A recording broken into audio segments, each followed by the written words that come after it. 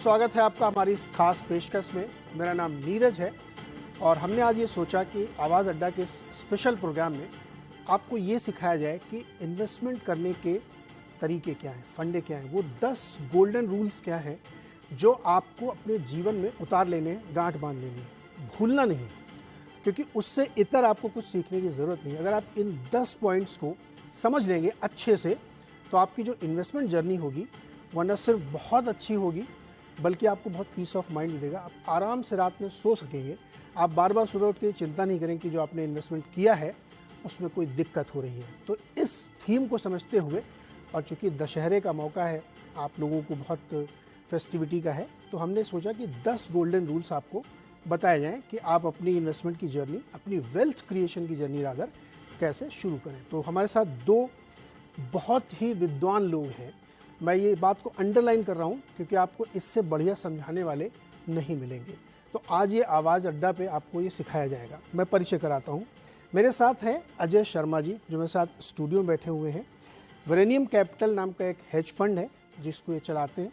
करीब करीब $1.5 बिलियन का फ़ंड ये मैनेज करते हैं। सिंगापुर में रहते हैं और हमारी रिक्वेस्ट पे मुंबई आए हमारे साथ बातचीत करने के लिए। IIT BHU और IIM अहमदाबाद से पढ़ाई की है, तो बहुत विशाल नॉलेज है इनका, और उस नॉलेज की कुछ चीज़ें हम आज चुरा लेंगे इनसे और अपने दोस्तों को सिखा देंगे, और हम ऐसे मौके हमेशा ढूंढते रहते हैं। दूसरे हमारे मेहमान हैं विशाल खंडेलवाल जी। किसी परिचय के मोहताज नहीं है। एक ज़बरदस्त कैंपेन है इनका सफल निवेशक का, और इस जैसे इसका नाम है सफल निवेशक, तो विशाल जी की हमेशा ही कोशिश रहती है कि जो भी इनके चीज़ों को सुने, समझे, संपर्क में आए, वो इन्वेस्टमेंट की जर्नी में ज़रूर सक्सेसफुल हो। तो विशाल जी, बहुत बहुत स्वागत है आपका भी हमारे इस खास शो में, हमारे दोनों मेहमानों का। तो 10 पॉइंट मैं अजय जी से समझूंगा और 10 पॉइंट मैं विशाल जी से समझूंगा। तो ये गोल्डन रूल्स हैं इन्वेस्टिंग के, जिस जर्नी को हम शुरू कर रहे हैं। अजय जी, आपसे शुरू करें, आप स्टूडियो में हमारे साथ हैं। तो हमारे दर्शक ये जानना चाहते हैं कि इस माहौल में जब बहुत सारी नॉइस होती है, लोग बहुत तरह तरह की बातें करते हैं, ये ले लो, वो ले लो, आज लिया तो अब कल क्या करें, फ़ोन करो तो उठाते नहीं हैं, ऐसे में पीस ऑफ माइंड के लिए, इन्वेस्टमेंट की जर्नी शुरू करने के लिए जो 10 आप मुझे वो गुप्त सूत्र बताने वाले हैं, उसका पहला सूत्र क्या है? नीरज जी, पहले तो धन्यवाद स्टूडियो में बुलाने के लिए, आभारी हूँ आपका। 23 साल हो गए हैं ये करते हुए, और बॉम्बे में ही पहले नौकरी शुरू करी, अब सिंगापुर रहता हूँ। तो पहला रूल जो मैंने समझ रखा है वो है एक शब्द, वो है आशावादी होना। You have to be an optimist. और आशावादी मतलब यही है कि मेरा कल मेरे आज से बेहतर होगा, हमारे देश की कंपनियों का कल आज से बेहतर होगा, हमारा देश का कल आज से कल आज से बेहतर होगा। और शुरू करने के पहले मैं एक छोटी सी कहानी आपको सुनाना चाहूँ, बहुत मज़ेदार कहानी। इससे आपको समझ में आ जाएगा कि जिस भारत में मैं पैदा हुआ था, शायद उस भारत में आप भी पैदा हुए थे, और आज का जो भारत है क्या फ़र्क है। और ये कहानी मेरी ओरिजिनल नहीं है, रोनाल्ड रीगन ने ये कहानी सुनाई थी रशिया का मजाक उड़ाने के लिए, तो मेरी बेटी को समझाने के लिए कि हम जिस भारत में पैदा हुए थे और आज है क्या फ़र्क है। तो किस्सा ये है कि मेरे पिताजी शर्मा जी गए गैस सिलेंडर लेने के लिए 1977 में। सरकारी ऑफिसर गए, अफसर से पूछा कि सर गैस सिलेंडर कब आएगा? तो उन्होंने कहा शर्मा जी 6 साल बाद 1983 में आपका गैस सिलेंडर आ जाएगा। तो शर्मा जी ने पूछा कि ठीक है 1983 में आ जाएगा, 6 साल बाद, सुबह आएगा कि शाम को आएगा? तो सरकारी ऑफिसर कहता है क्या शर्मा जी, 6 साल बाद गैस सिलेंडर आना है, क्या फ़र्क पड़ता है? तो पापा कहते हैं अरे नहीं, सुबह टेलीफोन लाइन वाला आने वाला है। तो हमारा जो भारत था जिसमें मैं पैदा हुआ था, आई एम श्योर आप भी, yes. अभाव का भारत था। करेक्ट। आज का भारत है भरमार का भारत, ऑप्टिमिज्म का भारत, आशा का भारत। तो अगर आपको अच्छा इन्वेस्टर बनना है, सबसे पहले आपको आशावादी होना पड़ेगा। ये पहला पॉइंट है। पहला पॉइंट है मेरा। If you are not optimist, आप अच्छे इन्वेस्टर नहीं बन सकते। तो शर्मा जी की लोग तो आज की बड़ी चल रही है।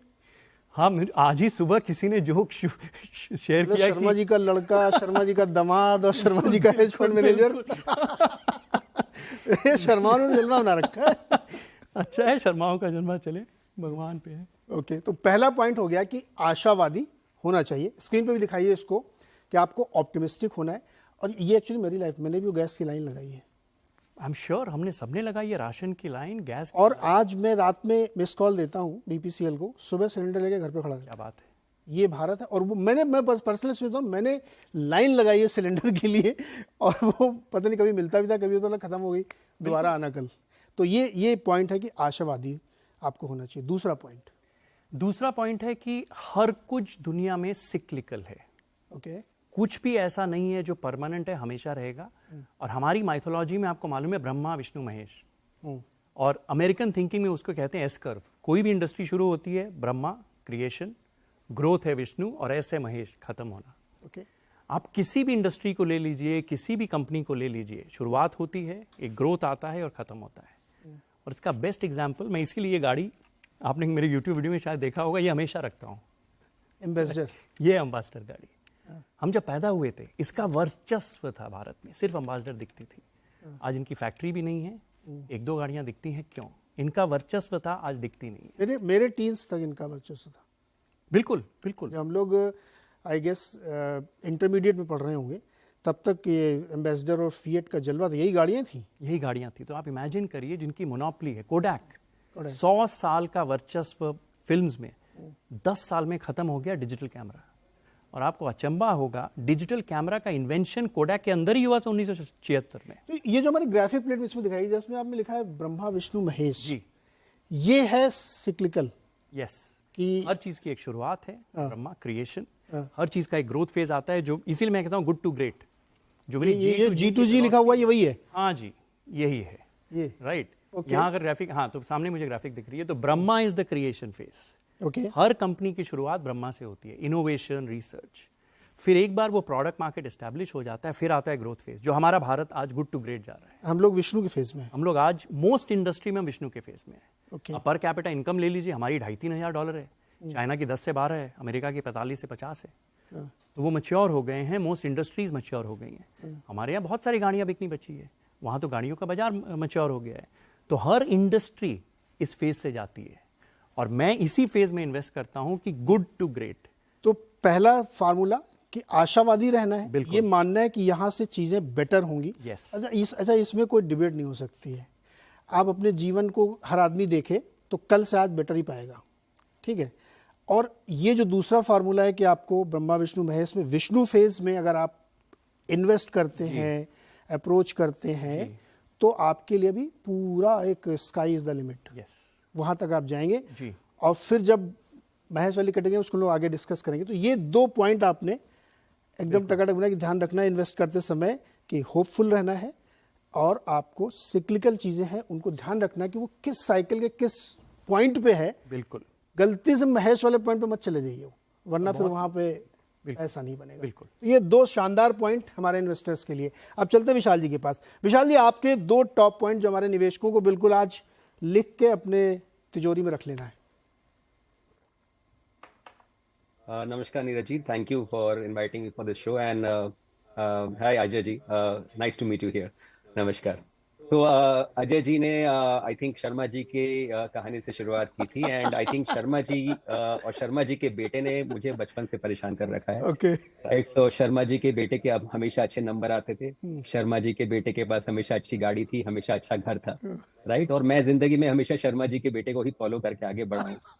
राइट, सो मुझे वैसा बनना है, ये मुझे दुनिया ने बताया है। राइट, सो आई थिंक मेरा फर्स्ट लेसन, एसोसिएटेड लेसन वो है जो शर्मा जी के बेटे को ब्लाइंडली फॉलो करने से मुझे नुकसान हुआ है। राइट, मेरा पहला लेसन है हर निवेशक को अपने आप को जानना बहुत जरूरी है, बजाय कि शर्मा जी या वर्मा जी या किसी के बेटे को फॉलो करना है, किसी की बेटी को फॉलो करना है लाइफ में कि वो कैसा कर रहा है। राइट, सो नोइंग योरसेल्फ, आप किस तरह के निवेशक हैं, किस तरह के इन्वेस्टर हैं, वो बहुत इंपॉर्टेंट फर्स्ट स्टेप है। I think first golden rule है इन्वेस्टिंग का, या आप जिंदगी में कुछ भी करें, सबसे पहला रूल है कि आप किस तरह के इंसान हैं, आप में पेशेंस है कि नहीं। अगर आप में पेशेंस नहीं है और आप लॉन्ग टर्म इन्वेस्टर की बात करते हैं, तो आप लॉन्ग टर्म इन्वेस्टर नहीं बन सकते हैं।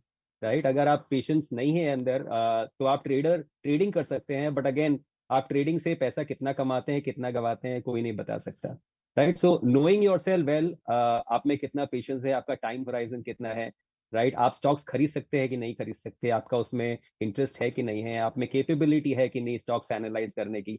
आजकल के ज़माने में हर तरफ स्टॉक टिप्स अवेलेबल हैं, सबके पास मल्टी बैगर स्टॉक आइडियाज़ हैं, और हम लोग सोशल मीडिया पे होने की वजह से हम लोग वो आइडियाज़ को बिना सोचे समझे अपने पोर्टफोलियो में डाल लेते हैं, राइट, विदाउट नोइंग कि मेरे पास पेशेंस है कि नहीं उस स्टॉक या उस बिजनेस में इन्वेस्टेड रहने के लिए, right. So knowing your self well, अपने आप को जानना, सेल्फ अवेयर होना, ये आई थिंक मेरा फर्स्ट गोल्डन रूल है किसी भी निवेशक के लिए। ओके, तो पहला रूल ये है कि नो योर सेल्फ, खुद को पहले जानिए।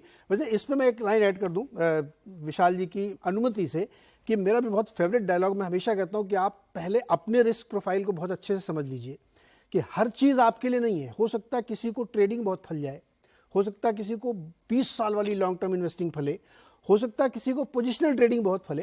आपका अपना रिस्क प्रोफाइल क्या है वो जानना बहुत ज़रूरी है। चलिए, आज अच्छा हुआ कि विशाल जी ने हमारी बात को अपनी बात से वजन दिया, और ये बात ज़्यादा लोग मानें क्योंकि विशाल जी की बात ज़्यादा लोग सुनते हैं। विशाल जी, दूसरा पॉइंट आई थिंक बहुत वैलिड एंड वेरी कॉमन है, टू स्टार्ट अर्ली, राइट। हम लोग पावर कंपाउंडिंग के बारे में बात करते हैं, हम वो सीखते हैं बचपन से, मैथ्स की क्लास में, हाई स्कूल में सीखते हैं, राइट, कि कंपाउंडिंग क्या होता है, बट वो लेसन वहीं रह जाता है, राइट। कंपाउंडिंग का फॉर्मूला जो होता है सिंपल, हमारा जो प्रेजेंट में हमारे पास पैसा है वो किस रेट ऑफ रिटर्न से ग्रो कर रहा है और कितने टाइम तक वो ग्रो कर रहा है, वो बेसिक एक फॉर्मूला होता है पावर ऑफ कंपाउंडिंग। आपका पैसा किस तरह से ग्रो करता है ईयर आफ्टर ईयर, राइट। हम निवेशक, एज एन इन्वेस्टर, हम लोग बहुत ज्यादा महत्व देते हैं रिटर्न्स पे, जो बहुत जरूरी है। हमको ऑफ कोर्स पॉजिटिव रिटर्न्स कमाना है मार्केट से, राइट, बट हम जो कम महत्व देते हैं, जो आई थिंक सबसे इम्पोर्टेंट वेरिएबल है पावर ऑफ कंपाउंडिंग में, वो है समय। हमारे पास कितना टाइम है निवेश करने के लिए। बहुत लोग सोचते हैं कि मैं जल्दी से जल्दी स्टॉक मार्केट से पैसा कमा लूं, मैं जल्दी से जल्दी मल्टी बैगर स्टॉक्स में इन्वेस्ट कर लूं, अमीर बन जाऊं एंड लाइफ सेटल हो जाएगी, लाइफ सफल हो जाएगी। बट आई थिंक जो ऐसा सोचते हैं वो ही इन्वेस्टिंग में मुंह की खाते हैं। I think people who understand the power of compounding, जैसे आइंस्टाइन ने कहा था कि power of compounding is the eighth wonder of the world, right, अजूबा है दुनिया का। लेकिन जो उसको समझता है वो उससे कमा सकता है, जो उसे नहीं समझता वो उसे गंवाता है, right. So people who understand the power of compounding, I think जो जो समय की इंपॉर्टेंस को समझते हैं कि अच्छे बिजनेसेस लॉन्ग टर्म में अच्छा रिटर्न देते हैं, राइट। कोई कोई कंपल्शन नहीं है, बट प्रोबेबिलिटी, इन्वेस्टिंग जो होता है वो एक प्रोबेबिलिटी का गेम होता है।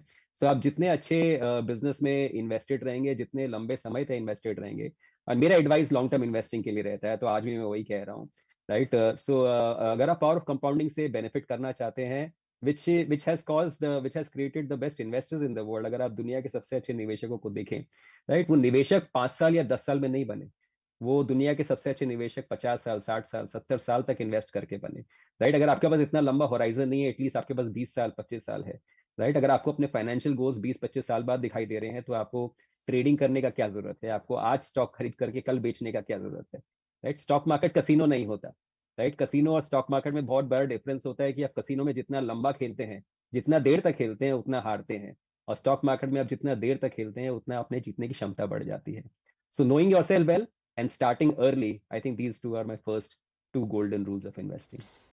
बता दें कि मनी कंट्रोल पर दिए गए विचार एक्सपर्ट्स के अपने निजी विचार होते हैं। वेबसाइट या मैनेजमेंट इसके लिए उत्तरदायी नहीं है। यूजर्स को मनी कंट्रोल की सलाह है कि कोई भी निवेश निर्णय लेने से पहले सर्टिफाइड एक्सपर्ट की सलाह लें।